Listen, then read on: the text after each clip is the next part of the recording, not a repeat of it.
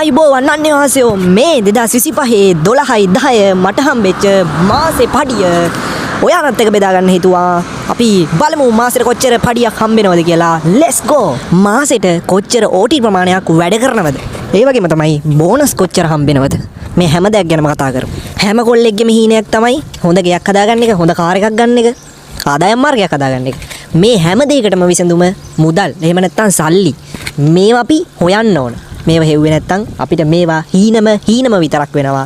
කවදද හරි හැබෑ කරගන්න නම් අපි මුදල් පාර පස්සේ යන්න ඕන. ඒකට යන විදිය අද කියලා දෙනවා. එන්න යමු.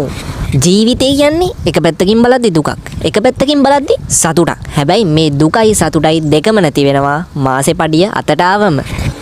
කොරියාව කියන්නේ ජීවත් වෙන්න හොඳ රටක්. එහෙම නැත්නම් හම්බ කරන්න හොඳ රටක්. ජීවිතෙත් හරියට පොතක් වගේ. රළු මුහුදයි හැදුවේ හොඳම කපිතාන් කියනෝනේ. ඉතින් ඒක නිසා ඔයන් සල්ලි හොයන්න. සල්ලි හෙව්වොත් හැමදේම අපේ අතට නිකම් එනවා. ඒක නිසා පරක්කු වෙන්න එපා. සල්ලි හොයන්න පටන් ගන්න.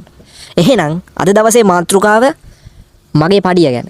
ඔයාලට මම අද පෙන්වන්න හදන්නේ මගේ පඩිය. මම මාසෙට කොච්චර පඩියක් ගන්නවද?